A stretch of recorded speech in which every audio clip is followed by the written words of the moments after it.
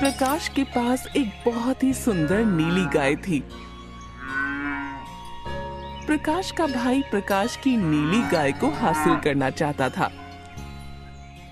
मेरे पास इतनी सारी गाय है, लेकिन मुझे फिर भी प्रकाश की वो नीली गाय चाहिए। अगर वो गाय मुझे नहीं मिली तो मैं वो नीली गाय प्रकाश के पास भी नहीं रहने दूंगा।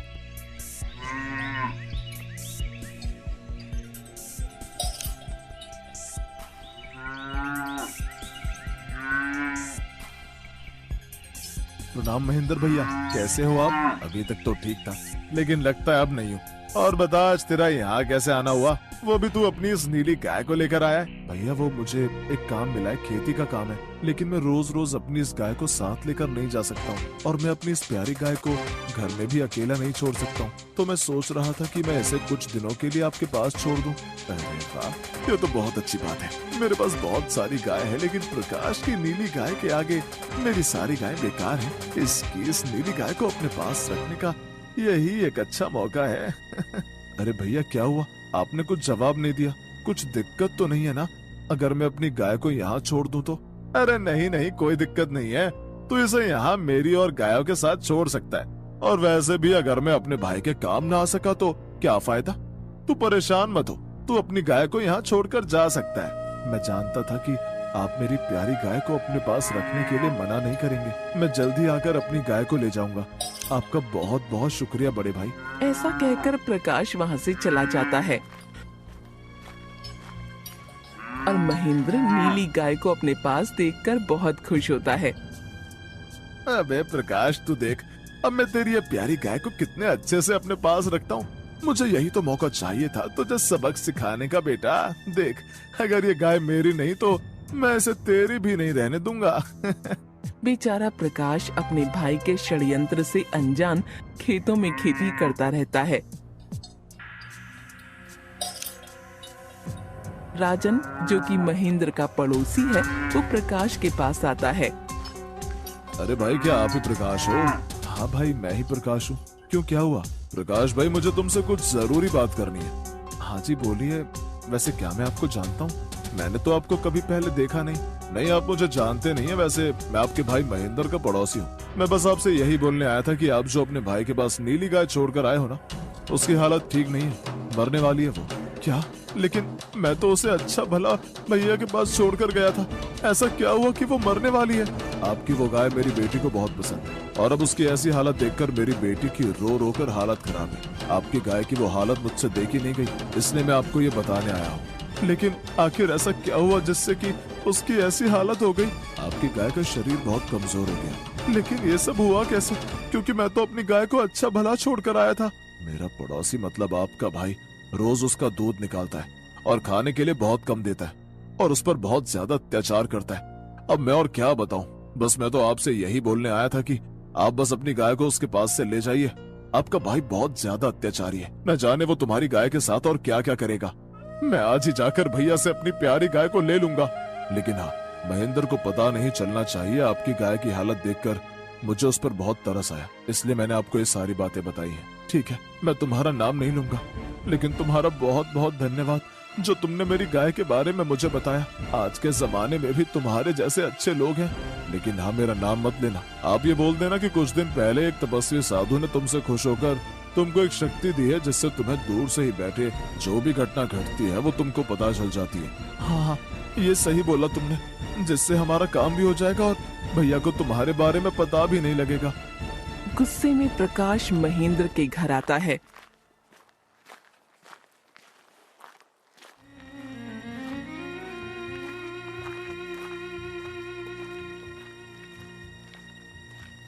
भैया भैया, ये आपने क्या कर दिया? भैया क्या कर दिया?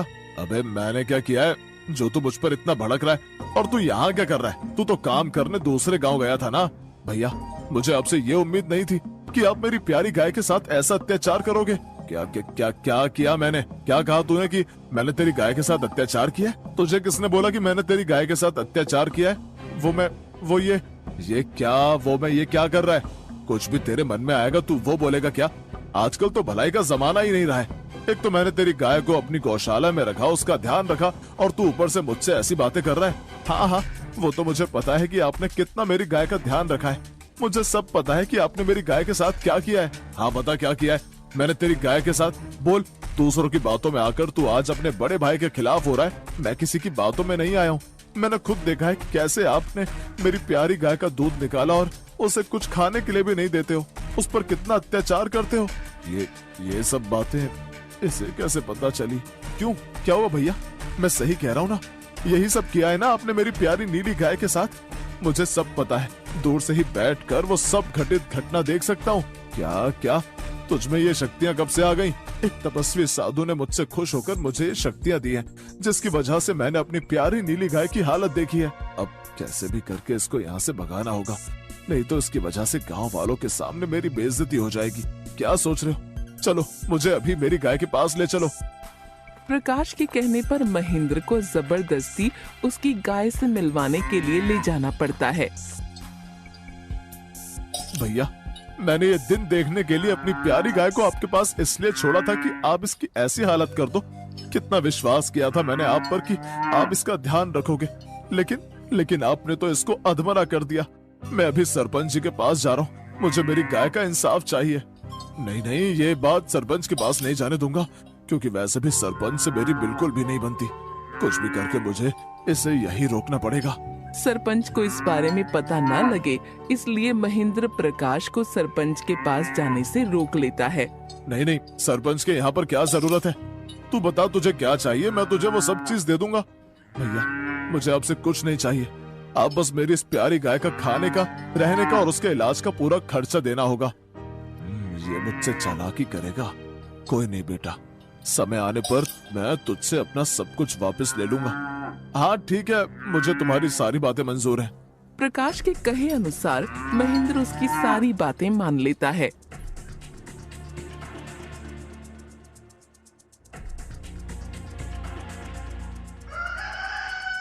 और कुछ ही दिनों में प्रकाश की गाय भी ठीक हो जाती है। एक दिन गांव में सेठ बलवंत राणा का मुंशी घोषणा करता है। अरे सुनो गांव के सभी लोग सुनो, कल रात को सेठ बलवंत राणा के घर में एक मूल्यवान रतन चोरी हो गया है। जो कोई भी उसका मूल्यवान रतन को या फिर चोर को ढूंढेगा तो सेठ उसे एक घर और 1000 सोने की मोहरें देंगे। मुंशी की ये बात सुनकर महेंद्र के दिमाग में प्रकाश से बदला लेने का उपाय आता है। अरे वाह, ये तो बहुत अच्छा समाचार है। अब तो प्रकाश से बदला लेने का मौका मिल गया। अब आया ना ऊंट पहाड़ के नीचे।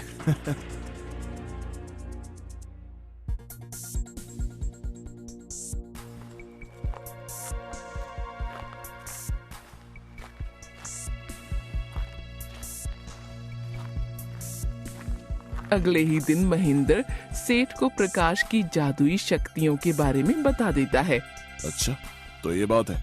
मुंशी जी जाओ और जाकर प्रकाश को बुला कर लेकर आओ। सेठ के कहने पर मुंशी प्रकाश को सेठ के घर लेकर आता है। प्रणाम सेठ जी, आपने मुझे बुलवाया? क्या हुआ सेठ जी? प्रकाश, तुम्हारे भाई ने बताया है कि तुम्हारे पास दिव्य दृष्टि है। अच्छा, तो ये भैया ने मुझसे बदला लेने के लिए सेठ को सब कुछ बता दिया। हाँ, अब तो मैं फंस गया। अब क्या करूं?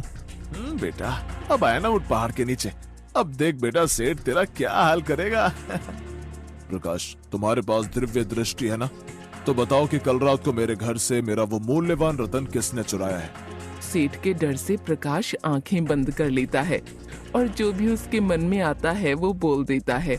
सेठ जी, आपका वो मूल्यवान रतन दूसरे गांव के आए 10 चोरों ने चुराया है। चलो, कम से कम ये तो पता लगा कि आखिर वो रतन किसने चुराया है। मुंशी ने तो अभी तक कुछ पता नहीं लगाया। अगर तुमने मेरा मूल्यवान रतन ढूंढ दिया तो मैं तुमको इनाम में दिए गए पुरस्कार के अलावा अपनी तरफ से भी तुमको इनाम दूंगा। और हाँ, अगर तुम ये नहीं कर पाए तो मैं तुमको तुम्हारे पास दिव्य दृष्टि का झूठ बोलने के जुर्म में जेल में बंद करवा दूंगा। सेठ की बात सुनकर प्रकाश डर जाता है। सेठ जी, मुझे उन चोरों का पता लगाने के लिए कुछ दिन का समय चाहिए। कितने दिन का समय चाहिए तुमको? सेठ जी, मुझे 10 दिन का समय चाहिए, हर एक चोर के लिए 1 दिन। ठीक है, तुमको 10 दिन का समय दिया, लेकिन अगर इन 10 दिनों में तुमने चोरों को नहीं पकड़ा तो तुमको याद है ना? ठीक है सेठ जी। ऐसा कहकर प्रकाश अपने घर चला जाता है। अगर मैंने 10 दिनों के अंदर उन चोरों को नहीं पकड़ा तो सेठ मुझे झूठ बोलने के जुर्म में जेल में बंद करवा देगा। हाय मेरी प्यारी गाय, बता मैं आखिर क्या करूं? मेरे इस झूठ की वजह से कहीं मुझे जेल ना हो जाए। ऐसे ही प्रकाश रोज रात को कैलेंडर पर दिनों को काटता रहता है कि एक दिन राजन उसके घर पर आता है।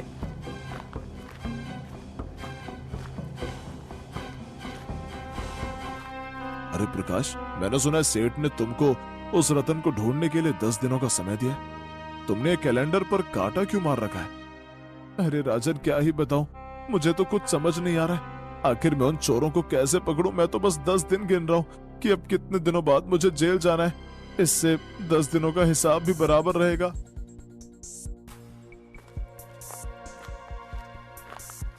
क्या हुआ, तुम यहाँ क्यों आए हो? मैं खबर लेकर आया हूँ सरदार। आज सेठ ने एक ऐसे आदमी को अपने घर बुलाया था जिसके पास दिव्य दृष्टि है। और सरदार, आपको पता है, उस आदमी ने 1 मिनट में बता दिया कि हम 10 चोर हैं। मुझे तो डर लग रहा है कि कहीं वो जल्दी हम लोगों तक पहुंच ना जाए। ठीक है, तू एक काम कर कि तू उस आदमी पर नजर रख और फिर मुझे आकर बता। ठीक है सरदार, जैसा तुम कहो।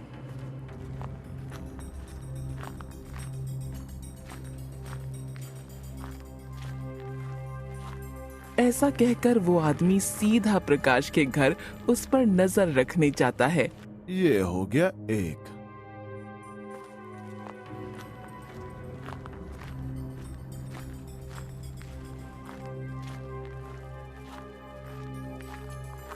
अरे क्या हुआ, तू इतना जल्दी वापस कैसे आ गया? सरदार, वो आदमी बहुत शक्तिशाली है। मैं जैसे ही उसके घर के बाहर गया, उसे पता लग गया कि मैं हूं। उसने फट से बोला कि ये आ गया एक। तू एक काम कर, तू अभी कालू को अपने साथ लेकर जा, फिर देखते हैं क्या करना है।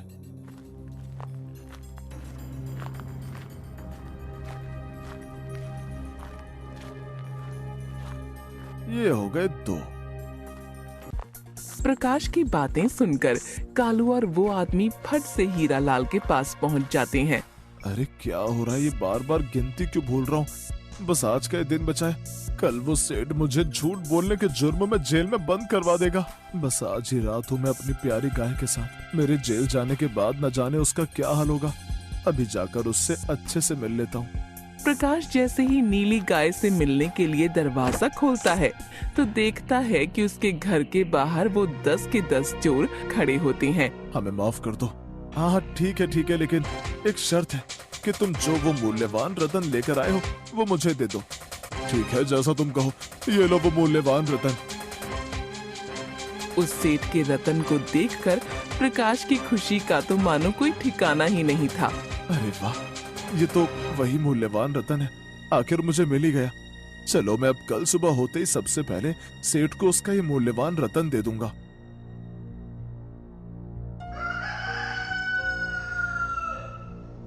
सुबह होते ही प्रकाश सबसे पहले वो रतन लेकर सेठ के घर पहुंच जाता है।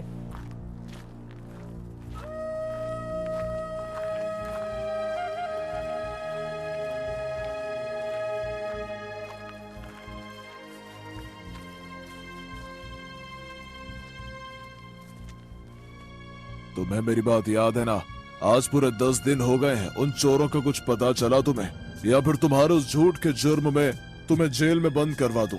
नहीं सेठ जी, आपको इसकी तकलीफ उठाने की कोई जरूरत नहीं है। मेरे कहे अनुसार मैंने 10 दिनों के अंदर उन 10 चोरों का पता लगा लिया है, लेकिन उनकी एक शर्त थी। कैसी शर्त? सेठ जी, उन्होंने मुझसे कहा कि मैं या तो उनको आपके हवाले कर दूं या फिर आपका मूल्यवान रतन आपको दे दूं। तो फिर क्या कहा तुमने? तो सेठ जी, मैंने उनसे आपका ये मूल्यवान रतन ले लिया है। हाँ, तुमने ये सही किया, क्योंकि ये रतन हमारे घर की धरोहर है। तुमने बहुत अच्छा निर्णय लिया। ये लीजिए सेठ जी अपने रतन को। अरे वाह वाह वाह, यही तो है मेरा मूल्यवान रतन। तुम्हारा बहुत बहुत धन्यवाद प्रकाश, लेकिन उन्होंने अगर दोबारा इसे चुराने की कोशिश की तो? नहीं सेठ जी, वो ऐसा कुछ नहीं करेंगे, क्योंकि मैंने उनसे कहा है कि अगर उन्होंने दोबारा इस गांव में किसी के यहाँ भी चोरी करने की कोशिश की तो मुझे पता चल जाएगा और फिर मैं उन लोगों को कहीं से भी पकड़कर थाने में बंद करवा दूंगा। अरे वाह प्रकाश, तुम्हारे इस काम से मैं बहुत खुश हूँ। मेरे मुंशी ने तो अभी तक कुछ नहीं किया।